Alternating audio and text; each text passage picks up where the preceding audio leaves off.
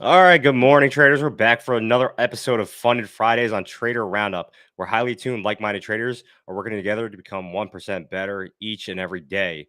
We have another special guest today. We've got a CEO of one of the top up and coming prop firms, our good friend, Trader Tristan. What's going on, brother? Hey man, thanks for having me on. Yeah, no problem. And I got my co host, Rodrigo, here as well. What's Hey going on, Rod? everyone, what's going on, Tristan? What's up, Kyle? How How you you doing? doing? I'm good, man. Awesome. Yeah, so if you guys don't know, Tristan runs the funded engineer, right? There's no the in front of it. Yeah. Uh, I think you got. I mean, your firm was probably, in my opinion, like the first firm uh, that's been formed from an actual trader. I know Paladin and Omar started SFT, but you launched before them. Maybe kind of tell the audience what your story was. I know a little bit about your background, but for the people that out there that don't know what your story is, maybe fill them in. Yeah, so I mean, I started trading roughly 6 years ago. It took me, I went full time about 13, 14 months ago now. And I was just trading with personal capital for the first few years, using my savings and building it like that. And then I found FTMO like 3 years ago, 3.5 years ago, something like that. And I started trading with FTMO, and it was a huge game changer. I mean, not having to risk your own money and like to make good money in the markets. Let's be real, you do need a good amount of capital unless you're trading with ridiculous risk, and which is what I was doing, and I don't recommend it. And yeah, I just started trading with them, and it made a huge game changer. And then I thought I saw the opportunity of making my own prop firm in the future, and then that all came to fruition. About we're on month 4 right now, but it's been in the works for like 7 months. It takes a couple months to get rolling, and then yeah, we launched a funded engineer, and it's been awesome.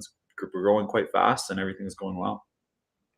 Yeah, awesome. And I know your background was in construction. I kind of want to ask you, like, what type of construction was it? Like, what was your schedule like, and how difficult was it to trade? Because I know you were in the field, right? A lot of Yeah. the guys that I knew in the field started at like 7 a.m. So, you know, they didn't have a whole lot of time to trade, especially when you're on the job site. Like, how are you pulling out your phone, when you're doing Yeah. something? Yeah, no. So it was brutal, man. I was doing sawmill construction. So by trade, I'm a welder and fabricator. So I'm a dual ticketed, and I've been working construction prior for 7 years. So I'm 27 now. I'm getting a little older, but I started when I was 18.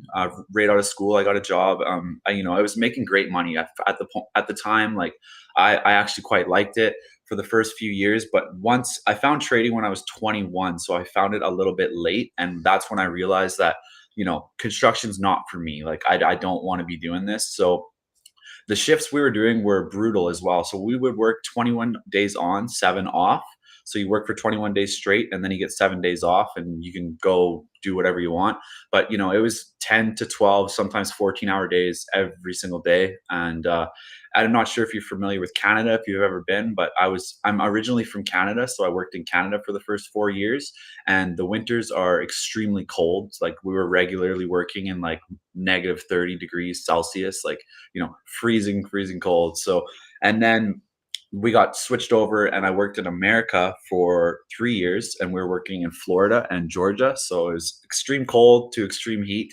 And yeah, it was really shitty. And I was waking up for the last year of my job every morning at 2 in the morning to trade London session.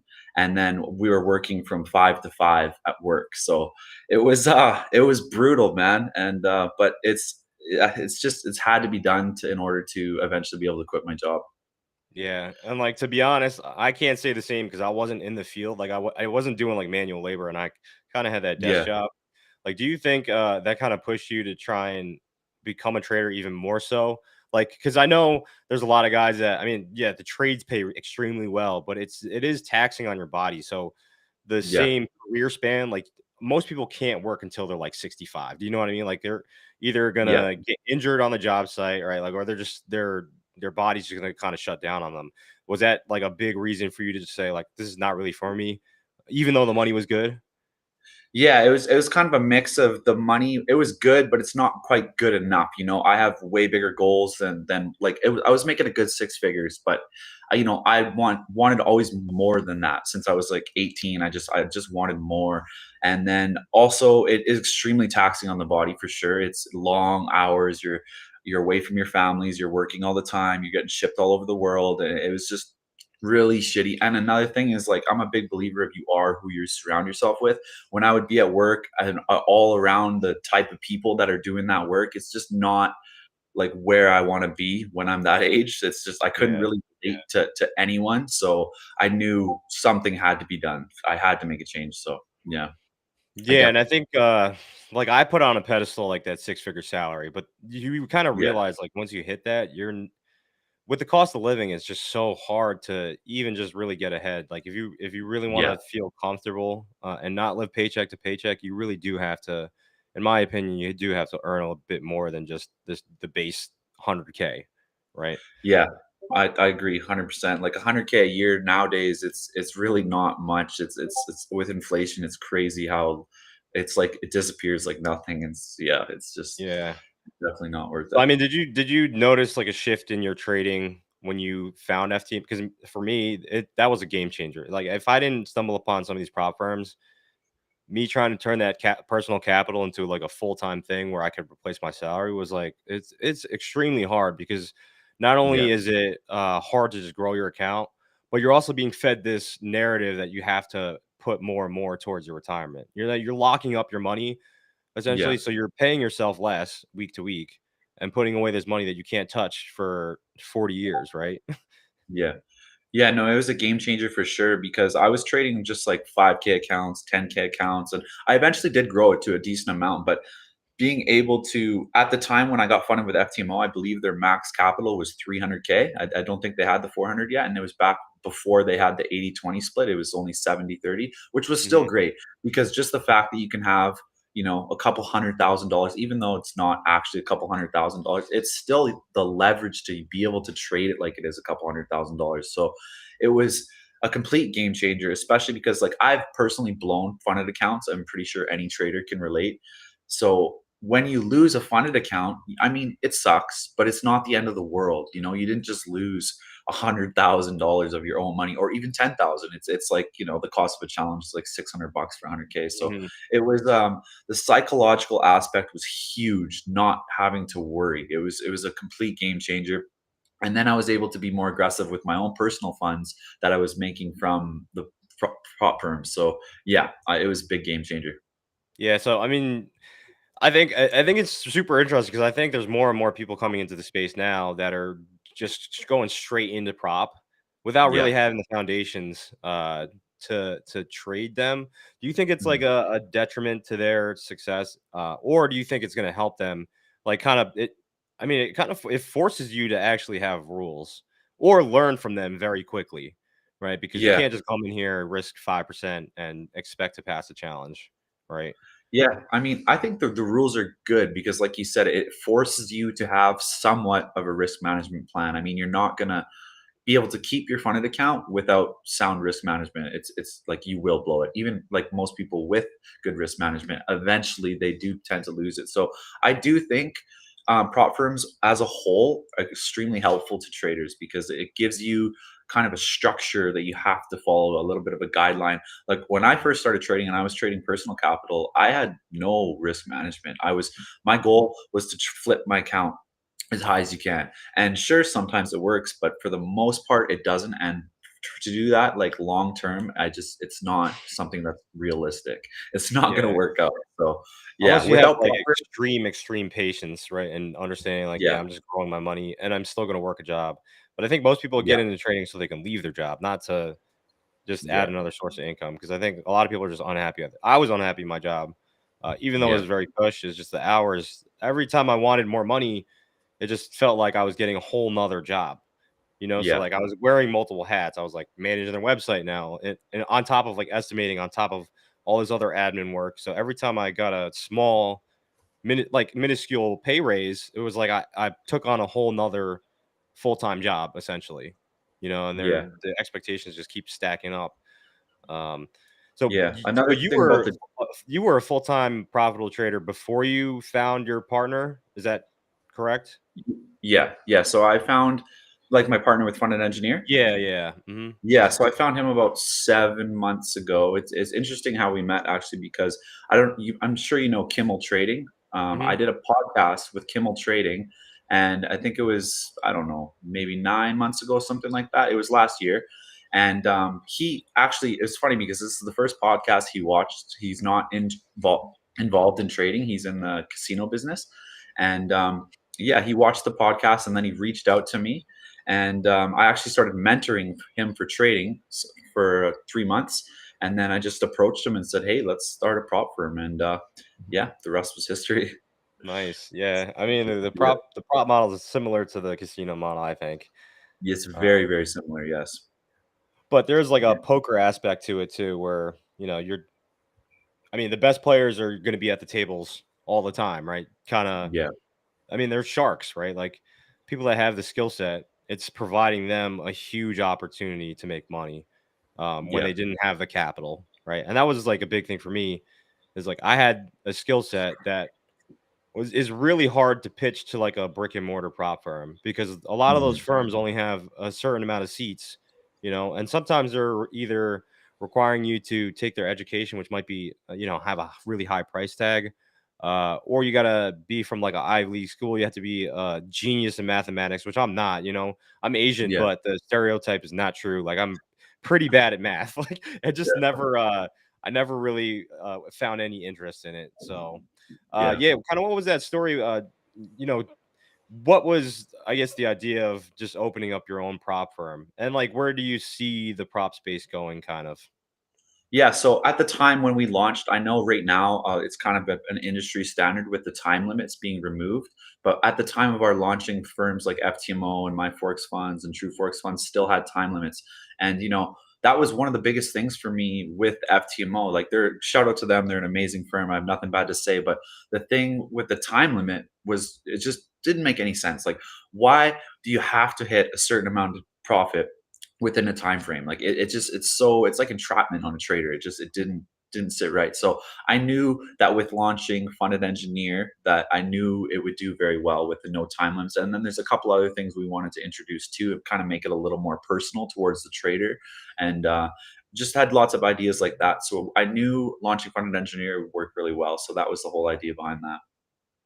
Nice. Yeah, and like I really appreciate you coming on the podcast, and like I know you've always been transparent on Twitter about like what you guys are offering and stuff. And in my Yeah. opinion, like FTMO, they're advertising they're advertising in a way that says like, yeah, you're getting 30. You're not actually getting 30 days, right? It's like 20 trading days, Yeah. and probably even less because most people, in my opinion, should not be trading on like Mondays and Fridays. Do you know what I Yeah. mean? Like there's certain Yeah. days where you just completely avoid. So even having that time limit shrink even more, it definitely feels like entrapment. I mean, Yeah. have you And it's noticed, like, do you think there's any real difference though in the statistics between people passing and failing based on time limit, no time limit? right. So I can't speak on other firms because I don't actually know what their pass rates are. But what I can tell you from ours is an insane amount of people still blow their account like within a week. Like, it's almost right away. It's like they have a 7-day limit. Some of them is how they treat it. So I do think the no time limits definitely helps for most people, or at least some. Like, it's definitely benefiting some people, but there is definitely still a large amount of people who it's like it doesn't even matter. It's like people buy these accounts and with the intention to pass them as fast as they can.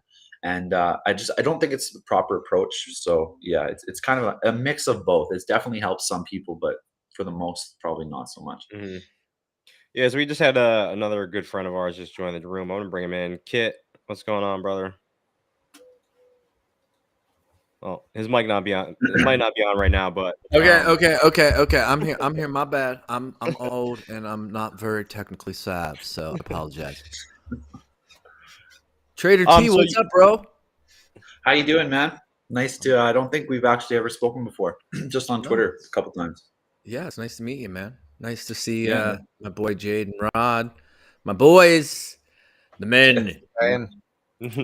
So ICT's still talking, just so you guys know. I know we have Okay. our regularly scheduled show, but that's Yeah. probably a little bit of what's going on. So But like anyway, Tristan, I know that there's really a lot of firms popping up, right? And I think Crazy amount. the there is a crazy amount. So like Yeah. I guess I kind of want to pivot and talk to you a little bit about like where do you kind of see the space going? Or do you think a lot of these firms can operate because the overhead's a bit low, right? Do you Mhm. think it's possible for everybody to stay alive, or do you think some firms actually have to separate themselves? Kind of like what you were doing, like you're probably the first firm that I've seen send somebody like you guys sent the mouse pad and like a bottle of Yeah. Moet or something. Like that's really cool. And Yeah. it kind of makes the actual like skilled traders feel like they're operating in a real firm, like getting Yeah. those types of rewards and perks. Yeah, 100%. That was the goal. We wanted to have more like a personal connection. When I was working my job prior, like there's just no gratitude for the work you do. You do your work all day and they just, off you go, repeat it the next day. So we wanted to have more of like a personal connection.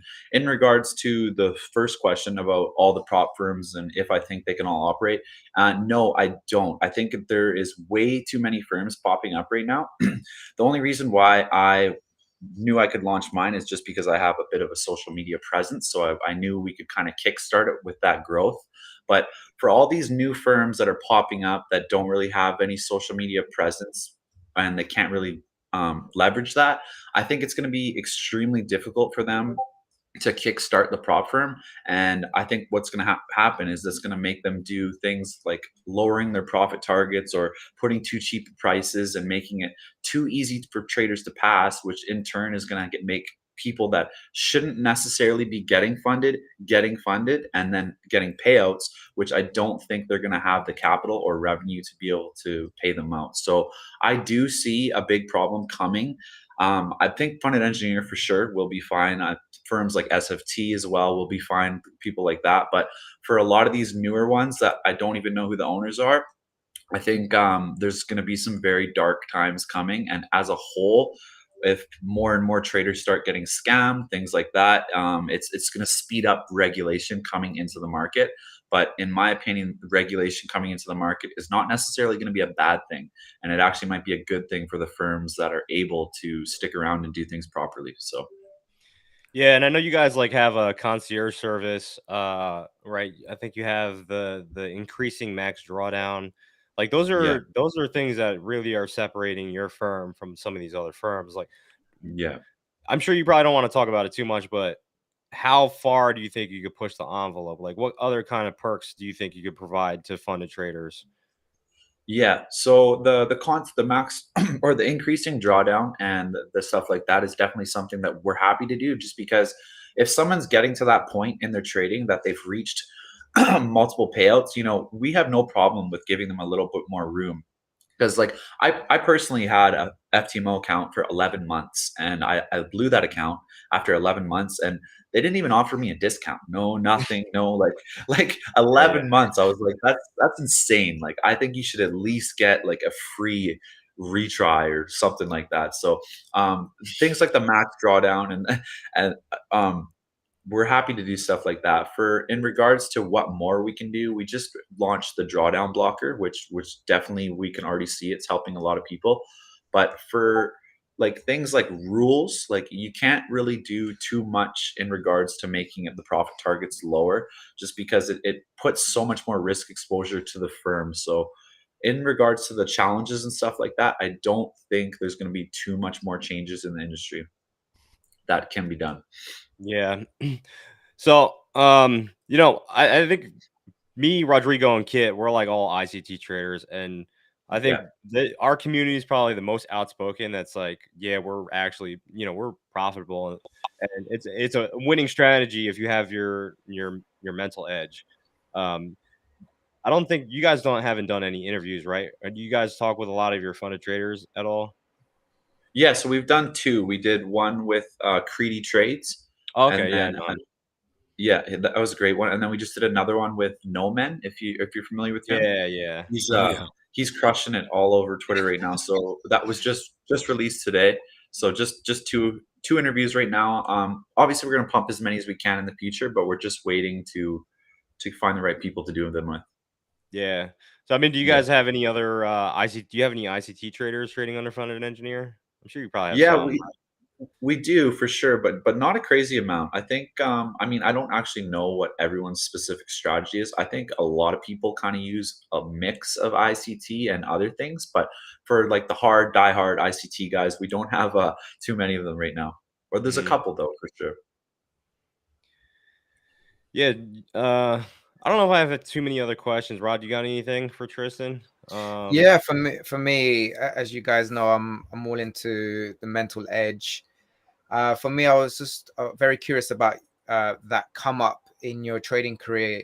You mentioned you were working crazy hours at your previous job, and then you're waking up at crazy hours to trade London. Yeah. How did you overcome the mental challenges? I mean, what mental challenges did you have? I mean, obviously, sleep deprivation was one of them. Like, how Yeah. did you overcome that in order to then switch from what you were doing previously in construction to then being full time? How did you overcome those mental blocks?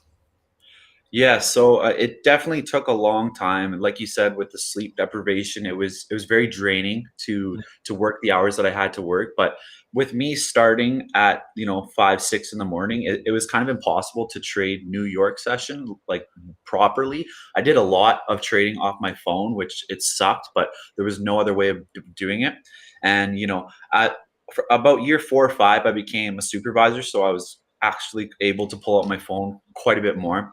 I could, we're doing lots of blueprint stuff. I could go to the print shack and pull out my phone, and I could be on my phone quite a bit. But it still was very, very physically demanding and running around and managing stuff. So it was very, very tough to trade with the job. But I eventually overcame it, and just, it just took a long time. Definitely some of the things that I struggled with were over trading because I really wanted to leave my job. I was almost always trying to be in the markets. Like, Mm. I look back at my journal, and there was a time when I looked at all my days that I had traded in the year, and there was not a single one where I didn't place a trade. So it was like I had to be in a trade every day. So when I overcame that, that was a big game changer for sure. Wow, so like the No. less is more concept.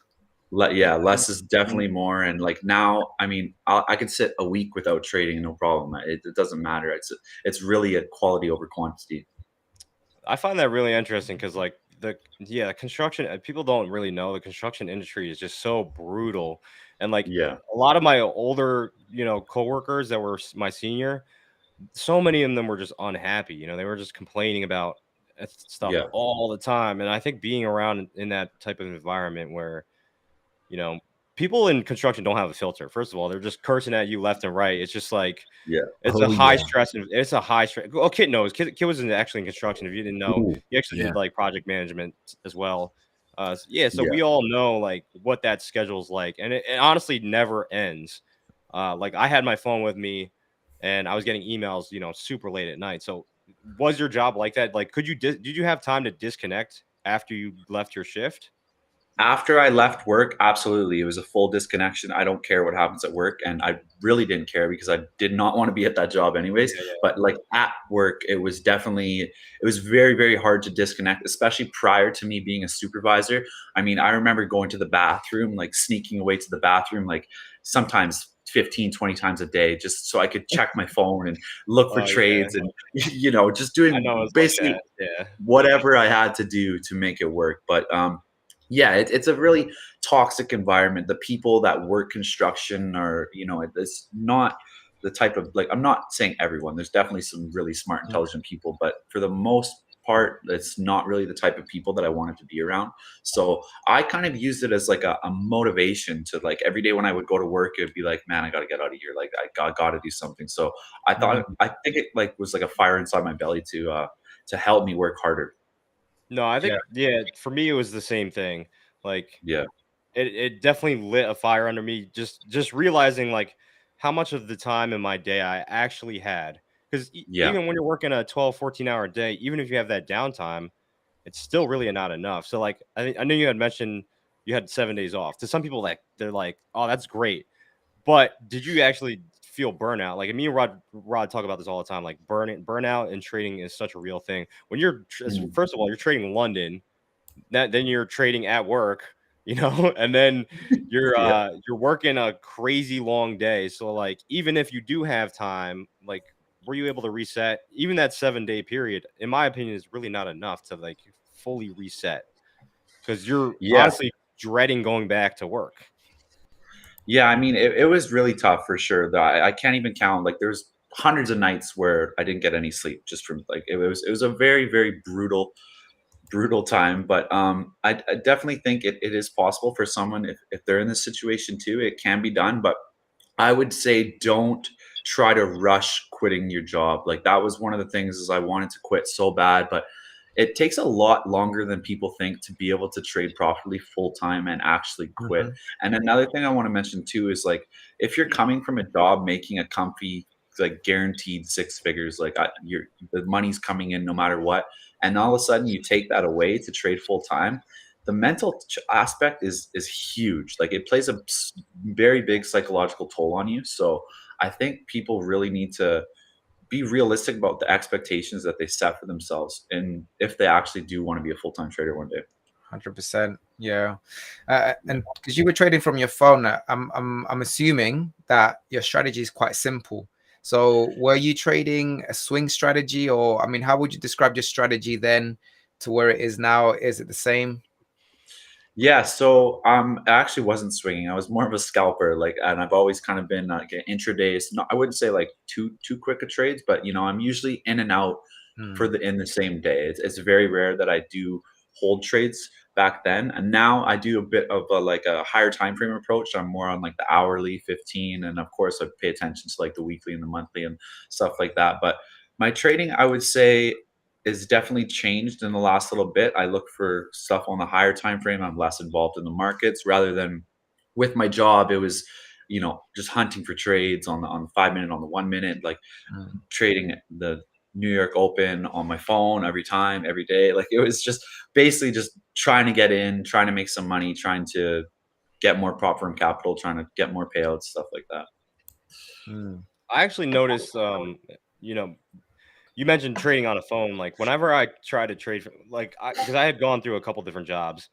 Whenever I switched jobs and I didn't have access to like an actual desktop where I could like download the MT4 platform, Yeah. my trading suffered because even though I did have my levels pulled up, and plotted out before I went to work, I think in a live market, there's just not enough data that you can get on your phone to be able to, in my opinion, to be able to actually make a reasonable decision. But not only that, it's so accessible. Like right Yeah. now, I really just try and trade at my desktop. I don't try and trade on my phone anymore because let's say if I do take a trade at my desktop and now I just bring my phone with me everywhere I go, now I can just pull up the charts wherever I'm at and take a trade. Like, do you think it's more important that people, treat this like a desktop and like make sure they're only trading during a specific time of day and because they make it like a casino now. It's so accessible. You can just go on Yeah. your phone. Everybody's on their phone all day long anyway. So now it's like Yeah.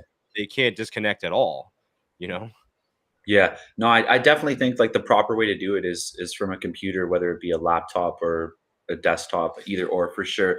I mean, the only reason I was on my phone trading like that is because I didn't really have a choice. It was either that or nothing. So I'm a big fan of the Trading View mobile app.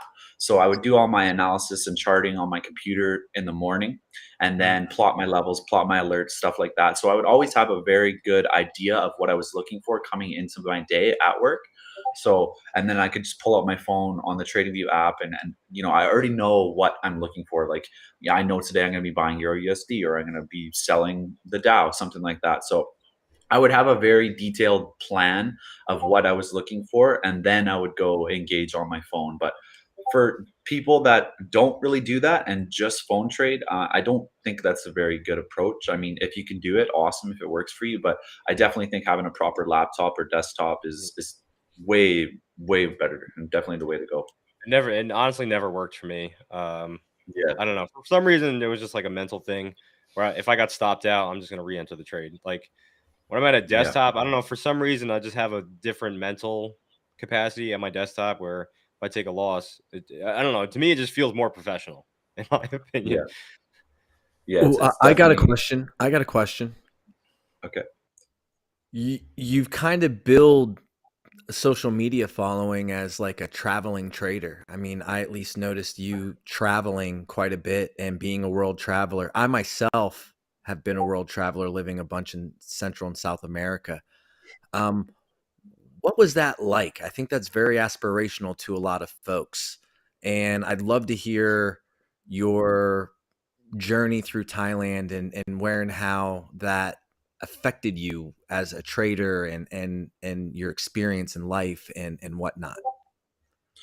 Yeah, yeah, awesome. So, I really have always liked traveling. I've traveled around a lot when I was younger, and I kind of got shipped around all over for my job. And I know, like on the 21 days off, 7 off, I was a lot of the time those 7 days off, I was actually going somewhere like Mexico or just wherever. So I just really like traveling. I feel like, every time you go somewhere, it's almost like you're starting a new life. Like it's all new experiences, new people, the new cultures, like the difference from like America or like Mexico or, Colombia or Thailand. It's so different. Like the people, the food, the weather, the time zones. It's a really cool feeling. So, that's why I like to travel. And also another thing is the time zone in Asia is for trading is I love it. Like it's amazing. I mean, London Open is like 2 p.m. and then New York is like 9. So it's like I'm a nighttime person. I like to stay Okay. up late. I'm not really like a early kind of guy. Probably stay up till like 2, 3 a.m. and then I just wake up whenever I wake up. And I've just always kind of been a nighttime person. So the time zone in Asia for me is just awesome, and I really like Thailand, and yeah, so Uh, that's the whole idea with the trading thing. And I think another thing too is people should try to get out and experience more places when they're young. I mean, traveling when you're old and man is just it's not going to be the same as when you're in You your calling me 20s. out? So. yeah, yeah. No, Hey, I'm hold up here. 33. I'm 33, and I just went overseas the first time like a couple weeks ago. But it was because I didn't really I didn't want to spend the money. Like my goal was always to try and like build that nest egg. So like our house is like yeah, almost paid off. Like I got a really nice. nice cushion, and now I can travel. Yeah, Whereas like maybe some, I mean, again, like I think it's all dependent on what your goals are out of life because yeah, some people might not take the same path as me. I think did you see that it actually improved your trading? Like getting out of your comfort zone, in my opinion, is so important. Like right now, I'm so stuck in a comfort zone at my home. Like I'm about to just move down south to save on taxes, not only, but just to put myself in a different environment and meet new friends, just get really uncomfortable, and then just uh and I feel like I'm always trying to push myself now. Like every time I get comfortable, it's just I feel uncomfortable being comfortable. yeah, yeah, 100%. I think it's definitely like throwing yourself out there and putting yourself in a whole new environment. It's cool. Like you meet new people. Like some of my best friends now I've met being over here, and like before they would have no way of ever meeting someone like that unless I just went out there and then went for it. So yeah, I definitely think, like you said, though, it's going to be dependent on the person. Some people want different things. Maybe they want to stay in a place their entire life, and there's nothing wrong with that. Like it's whatever you want to do. For me personally, I like the new experiences, meeting new people, traveling all over. So I'll probably do this for a couple more years, and then maybe in a couple of years, I'll kind of pick a place and decide what I want to do. For right now, it's going to be Thailand, but yeah, Quick follow up. yeah. Travel is synonymous to self discovery. What have you discovered about yourself as a traveler that has impacted your trading? Uh, Damn, that's a That's tough that's one. a, I think. that's a good question, man. You have to think on that. I mean, well, I'll throw in my 2 cents. I have an addictive personality. I love women, and I'm kind of an adrenaline junkie, right? So, trying to tame some of that, the dopamine or endorphin rush as a trader, and then just trying to chase less fat, booty, Yeah, so is have you done like focusing a little bit have you more. done like bungee jumping or skydiving or anything like that? Because like I'm planning on going to Dubai. A bunch of people have already recommended I go skydiving, which is something I never really ever thought about. But they're like, Yeah, you have to go skydiving over the palm, and I'm like, yeah. but I don't want to like back out and just be like, no, I'm not gonna do that. You definitely should. I've been skydiving like 15 times, and Oh it's wow. amazing. It's like really really fun. Do you like roller coasters? Have you ever been on a roller Yeah, yeah, coaster? yep. You know Wow. that feeling when you get those like butterflies in your stomach? Yeah, Like yeah. it's I But don't know it's if like you like it, nonstop, like for like however long. yeah, it's actually really not too bad. Like it might look the scariest part is going to be when they open the door and you go to jump out the plane and you're looking down. Because a lot of the time what happens is like you go forward so you actually front flip out of the plane and then you're looking back up at the plane while you're falling and it's a really really cool experience. I definitely Where have you recommend gone doing it. skydiving then? I've been in Mexico and Colombia and then Canada and the US. Oh wow. Wow. Yeah. I did it That's in the awesome. Algarve in Portugal, and mate, it was incredible. It was right over the beach. It's just insane. But yeah, that Yeah. roller coaster feeling lasts just a few seconds when you jump off. Yeah. But It's when it's a when the great. parachute is open, it's just Yeah. amazing, incredible experience. Yeah, it's really really fun. I plan to go in Dubai too. I heard that's like some of the best places to go in the world because when you're coming down, looking at everything, it's quite beautiful. Yeah, so I Okay, guess yeah, I what could was ask that? like 100 questions here. No, And no, no. I want to hear Tristan. I guess what was the biggest self discovery thing you learned from yeah, that's traveling and Yeah. having those So experiences? I think like because I was traveling with my girlfriend prior, but now I'm solo. So I think one of the things that like for me, I'm a little bit of a shy person if I have not met you. So traveling solo has really put me out of my comfort zone to go and just approach people and to meet new people. So I think traveling solo I actually quite like it. You meet a ton of new people, and it really throws you out of your comfort zone. So that's something that I've really enjoyed doing, and doing so, I've met so many new people and new friends, and it's been a great experience. Nice.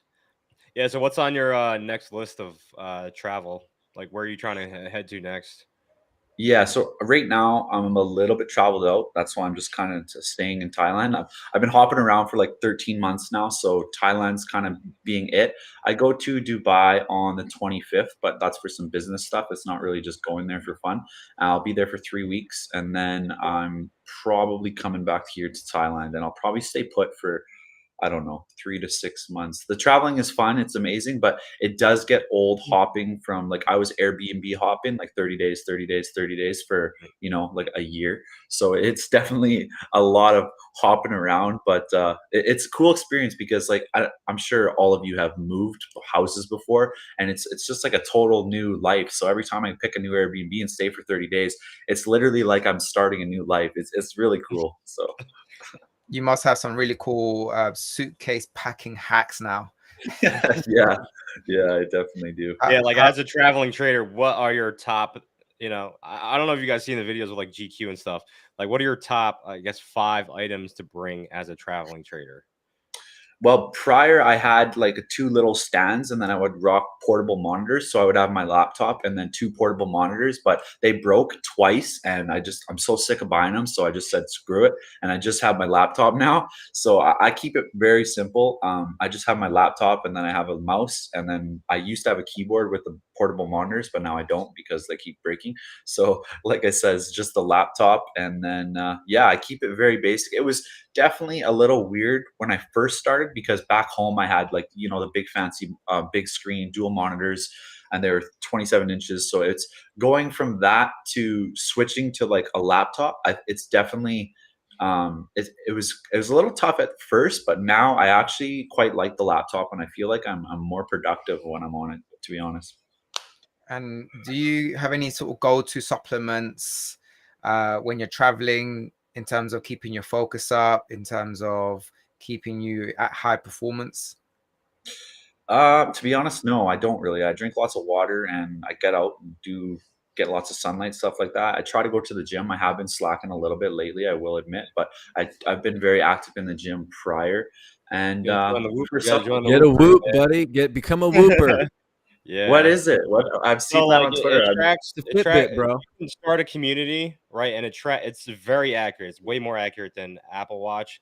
It tracks your Right. like blood oxygen level, your skin temp, your stress levels, your sleep in depth. Like it'll tell you when you're in a deep sleep, light sleep, everything about it, like how many calories you're burning, and you can start a community. And I don't know if you've probably seen us going at each other. Uh, Yeah, so I it kind saw. of just keeps everybody accountable because like you could see that the other day I went to a bachelor party this weekend, so I needed like, and I'm not a big drinker, so when I drink, it's like I'm done for like a good 3 or 4 days, and my body was hurting. So like they could Mhm. see that my daily strain was like it was like a one, you know. So like Yeah, Austin Silver's like, Kyle, you got to stop sleeping so much, man. This is really like it's cool to have people hold you accountable, especially because in my opinion, trading and working out, you kind of have a lot of traders I know, at least some of the top ones, really take their health seriously because your physical yeah. health does affect your mental health. Yeah, Great point. 100%. I definitely think like sleep deprivation is one of those things that a lot of traders overlook. Like if you're really tired, you're not going to make proper trading decisions, and that's just it's a fact. Like I don't care what anyone says. You can be like team no sleep stuff like that.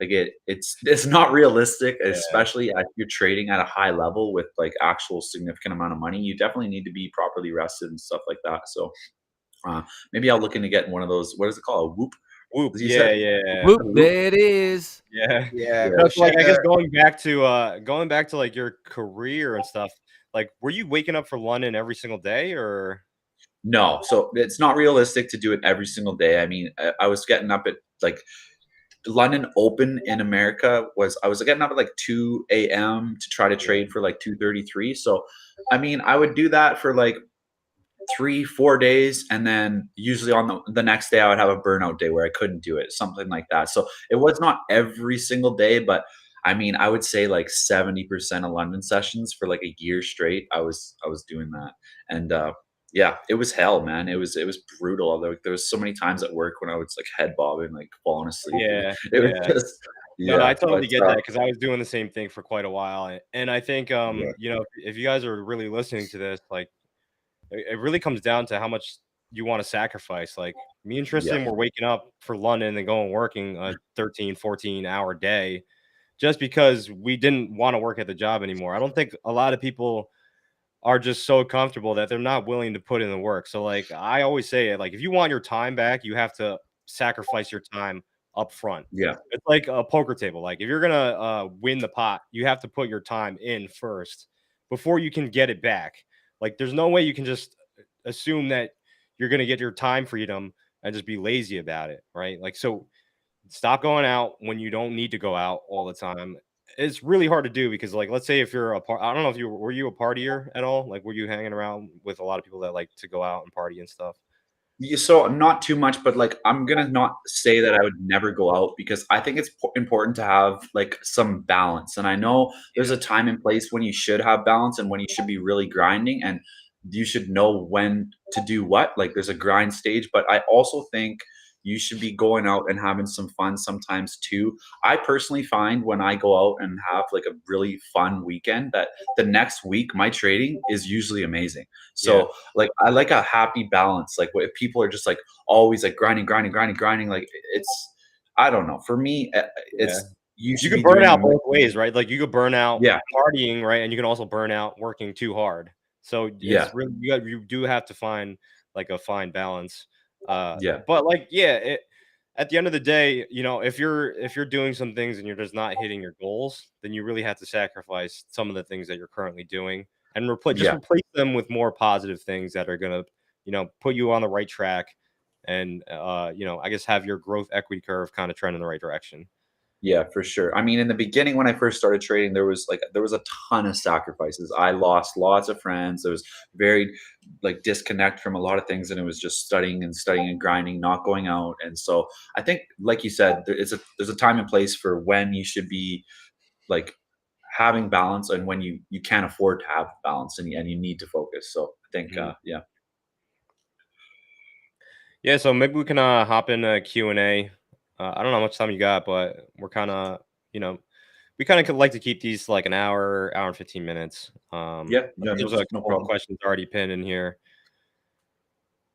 So I think I want to pull up some of these questions that maybe some of these people are asking you. Uh, Yeah. so this person's asking, Oscar's asking, is it easier to manage risk on a prop firm or manage risk on a trade? I think it's really going to depend on where you're at for your level of trading. For me personally, right now, managing the risk on the prop firm, I actually really enjoy it.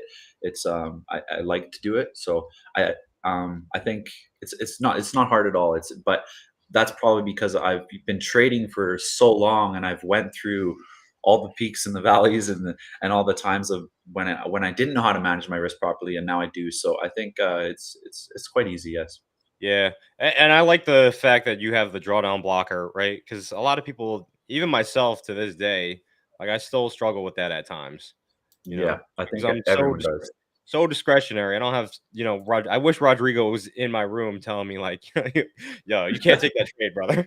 Yeah. And I think everybody wish they had somebody like that right next to them, unless you're like Mhm. actually on a physical trading floor, because I know even I think even on a regular prop firm floors, there's still people breaking rules, but the risk management department is going to come over and chew you out for it. Yeah.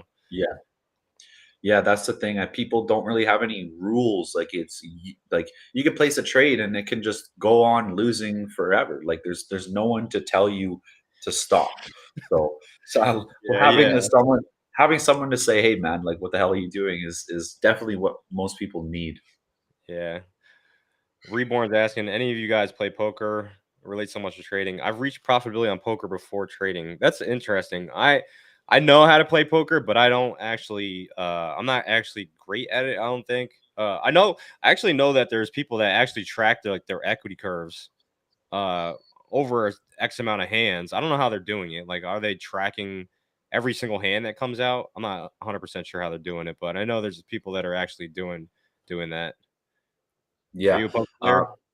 No, I don't even know how to play poker. I'm not really a card game kind of guy. I never really got into it.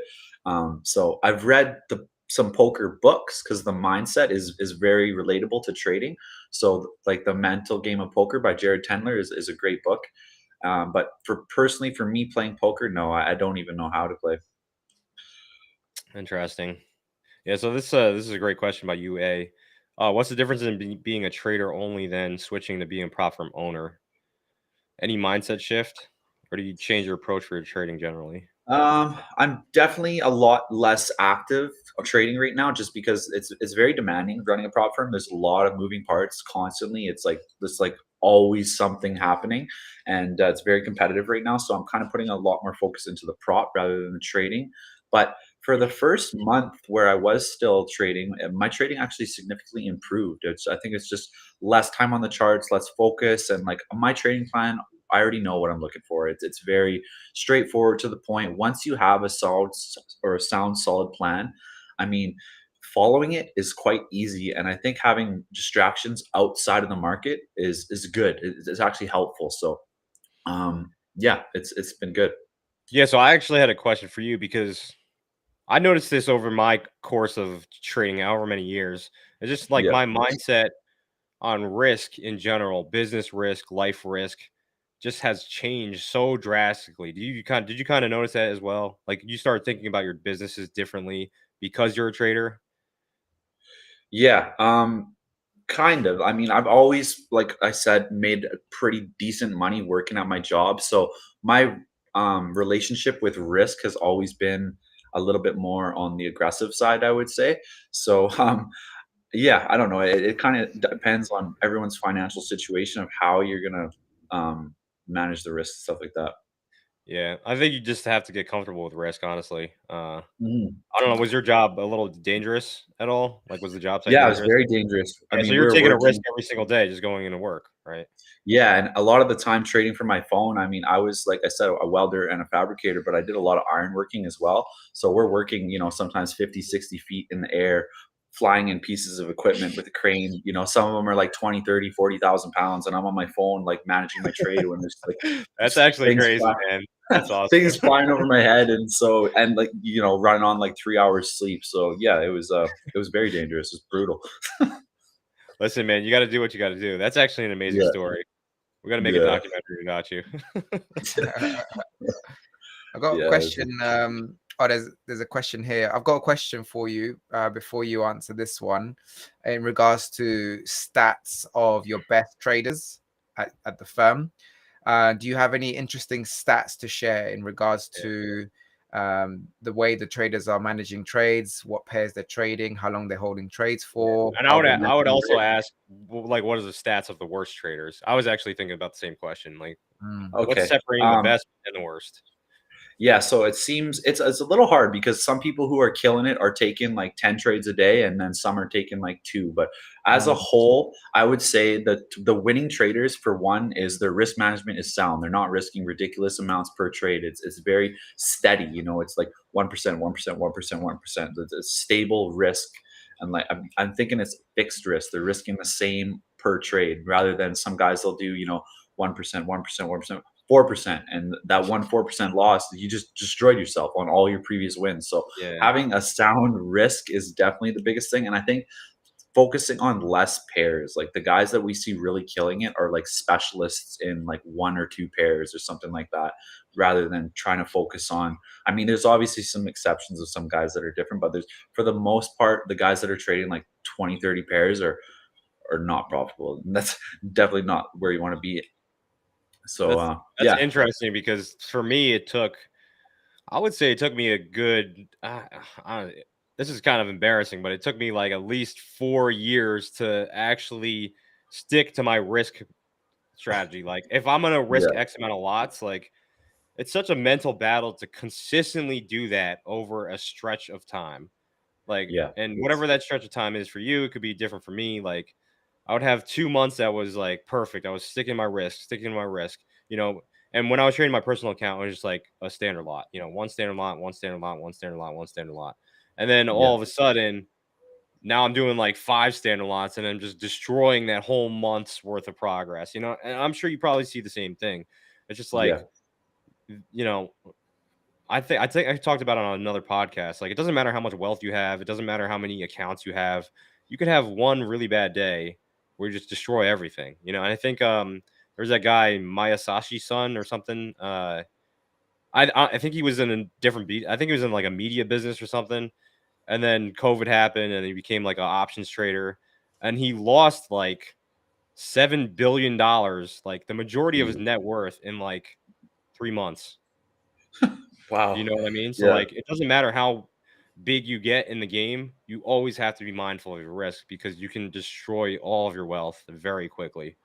yeah. That's the thing with trading. You can lose, like you said, everything so fast. Like you could lose years of hard work in like 1 week of bad decision making, going Yeah. on tilt, things like that. We see it. I can literally see the, because I do a lot of on the risk standpoint. I go over a lot of the funded accounts and look to manage the books and stuff like that. So when I'm going over the data of some of the traders that lose, I can literally see the emotions in the trading. Like it'll be like a loss, loss, loss, and then huge loss, like blow the whole account. Like you can just tell that they mentally checked out at some point and they just said like fuck it and risk their Yeah. whole account. And yeah, like you can I'm literally almost see. I'm almost at that threshold on my phase 2 at your firm. I'm like, Yeah, I've been trading it for like a month and a half. I think I'm down 4%. I was yeah, down, you know, I gotta update my YouTube series, but I was down 9%. I just had a really yeah, bad week. I don't know. I think it might have been the travel. I just like completely destroyed this phase 2. I'm like 1% about to hit my max drawdown limit, and now I'm back to 4%. It's taking me yeah. like Well, 4 I mean, weeks to get back that 5%, but I yeah, just went to a 1/4% risk and just slowly built it up. Now I'm at like a okay, comfortable position. Maybe I'll get back to 2% before I start risking a 1% again. I'm not really in a yeah, huge rush to pass. I just want to pass and not be one of the statistics where I'm like losing so much money within a month.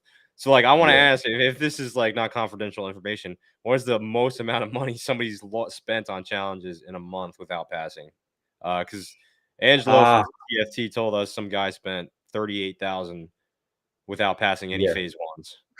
Damn, that's a lot. So we're not quite as big as them yet, but so I can say I think the biggest one we've had was 36 accounts without passing. I'm not quite sure the exact amount it was, but I know it was 36 accounts they had purchased, and they still have not got a funded account. Yeah, And of course, I can't say any names or anything like that, but yeah, Yeah, yeah, it was we it see was it. me. You can say it. yeah. It was.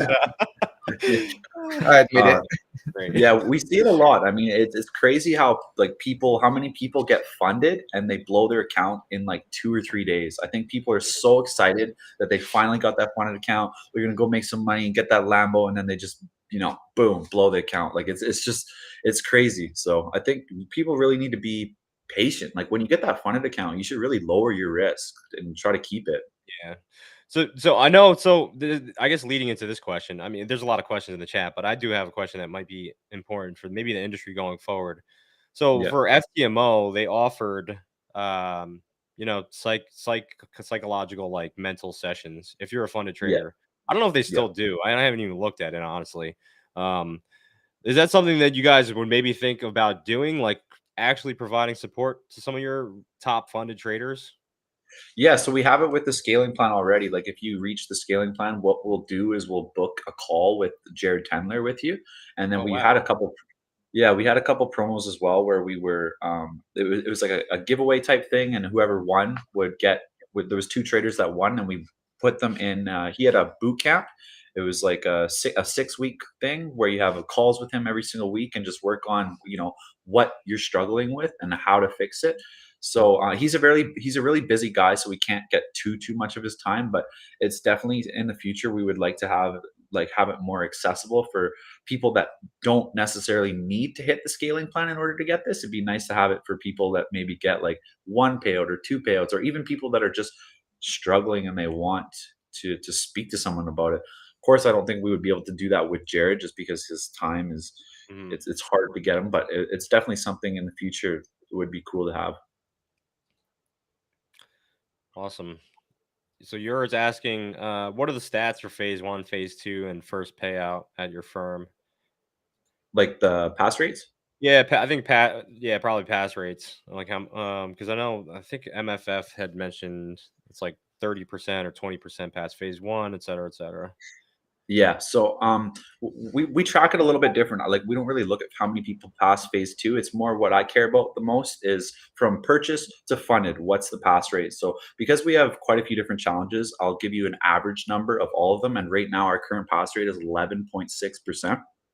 So 11.6% of people who buy an account are getting to the funded stage. And out of those people that get a payout, it's only 3% of people who purchase account get a payout right now. So if you're one of those people that are getting a payout, you should pat yourself on the back because you're killing it, because it's a lot harder than people think. Yeah, like I Yeah. I I was trading for I think 7 or 8 years before I even touched a funded account, and I Yeah. think right now everybody's coming into space. They're probably honestly, they might be seeing the prop firm before they even know about trading in Yeah. general, right? Because like Yeah. people are posting payouts, like it's all over social media. People are, there's a lot of big YouTubers saying like, yeah, I've gotten this payout, et cetera, et cetera. Uh, you have to get the skill set first, in my opinion. Yeah. And if you're blowing a lot of challenges, just you got to take a step back and just analyze what you're doing wrong, because if you're constantly failing challenges, and in my opinion, on a no limit time firm, there shouldn't be any reason to fail, right? Yeah. Because the biggest thing again is the capital protection, right? How do you protect the capital long enough to hit those winning streak? Honestly, flipping a coin, if you have the right risk management, you're going to pass it at some point. Yeah. No, I 100% agree with you. It's Yeah, so I guess other than that, we don't really have too many other questions in here. Rod, Kit, do you guys have anything else for Tristan before we sign off? Just it's really nice to meet you, bro. Really yeah. nice to meet you. Nice to meet you too, man. Yeah. Yeah, likewise here, man. First time I see your Are you face. guys all in New York, or is it just Kyle and Kit? Kit's I'm in actually in, Ohio for yeah. what it's Oh, worth. I'm in okay. the UK. Oh, nice, nice. Yeah, so if Yeah, you're ever in the UK, hit me up and yeah, for we'll sure. hang out. I've actually never been, but yeah, definitely should pop by. Yeah, I guess when you're feeling up for traveling again. Yeah, right now I'm quite enjoying just staying put. It can be quite draining. Okay, so Holistic has one last question, I guess, before we sign off. Can you explain Yeah. A booking and B booking? Yeah, so we get this question a lot, and there's a couple ways to explain it, but I'll just explain it as simple as possible for everyone, just so that it's very easy to understand. And basically, A booking means that us as a prop firm are actually taking the trades, we're copying the trades, they're going to the market, that it's actually happening. B booking would be nothing is happening. So when you place a trade, it's nothing's happening, and we're just paying you out from revenue or from capital that we have in a vault. So that's the simplest way to explain it. There's many different reasons of why we would A book someone or B book them. But another thing that most people don't understand is that when you're A booked or B booked, there is zero difference in your trading conditions. So if I give you an account and you're trading on it, the difference if you're A booked is you will not be able to tell the difference. It's the exact same account. So yeah, that's another that confuses a lot of people. We get a lot of questions and they say, is this a book or B book firm? And every firm is a mix of both Yeah. A booking and B booking. It's a healthy equilibrium of the two. I think a lot of people are overthinking the wrong things. Yeah. You know, they're definitely thinking. I mean, in my opinion, when I've come across traders, they're definitely, in my opinion, they're just thinking about the wrong things. Like when I was coming up, it was always psychology, psychology, psychology, psychology. And you don't realize that until you're so focused on the technicals and you're not making any progress that you do Yeah. realize like it is all up here because there's a bunch of traders out there. It doesn't matter if you're trading ICT, it doesn't matter if you're trading moving averages, support resistance, supply and demand. We're all trading the same price, aren't we? Like Yeah. that price is not different. If I'm an ICT trader, I'm not getting a different price on my feed. Like I'm getting filled at the same price that you are. You know, it's just Yeah. how do you manage your emotions, essentially. So Yeah. yeah, other than that, you know, Tristan, it was a pleasure meeting you, man. This was a great session. I hope to have you back on. You know, wishing you guys all the best at Fun and Engineer. Hopefully, we can meet up in the future. Maybe do a little skydiving. And yeah, I'm excited to see if you know you guys can keep pushing the envelope for the industry because I think in general it's great for a lot of the traders that have the skill set. You know, you guys are really offering something that's a little bit different with the max increasing drawdown, the concierge service, all of that. You know, the Moet bottles. I'm hoping to get mine soon. But Gang, gang, Yeah, gang, man. gang. Thanks again for having me on. It was a really good session. I enjoyed talking with you guys too, and I hope you guys all the best as well. And I hope I'll be sending you a Moet bottle soon as well, Kyle. And yeah, all right, man. Take it easy. Hope you guys all have a great weekend. Have a yeah. good one. Take Tristan. care, man. Thanks again. Thanks, Tristan. Nice to meet you. Take care, everyone. See ya.